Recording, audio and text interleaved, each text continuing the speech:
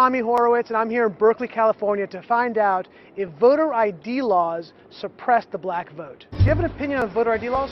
Yeah, they're usually pretty racist and they're bad. I think voter ID laws are a way to perpetuate racism. Would you go as far as say those laws are racist? For sure. Because they're less likely to have state IDs. These type of people don't live in areas with easy access to DMVs or other places where they can get identification. Online. Well, I feel like they don't have the knowledge of how it works. Now I'm here in East Harlem to ask black people their thoughts on what you just heard.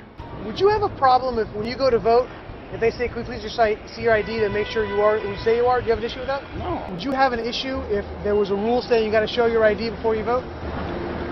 Nah. You cool with that? Yeah. Do you have ID normally? Do you carry ID out? Yes, that's good idea. Do you carry ID? Yes, I do.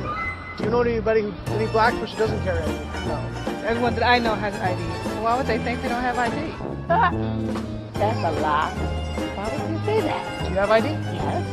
I have my ID and my friends have their ID, so we know what we need to carry around. Everybody that I know have ID. Like, that's one of the things you need to walk around with New York with. ID. Do you know any black adult who does not have ID? No, I don't.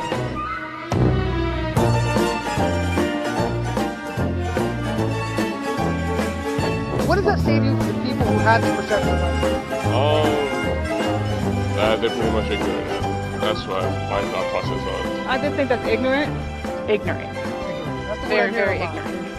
Very, very ignorant. I think it is a little racist because, you know, you're putting people in a category and you have no idea what you're talking about. Maybe a little bit of racist in it, but like I said, I think it's more stupidity and ignorance.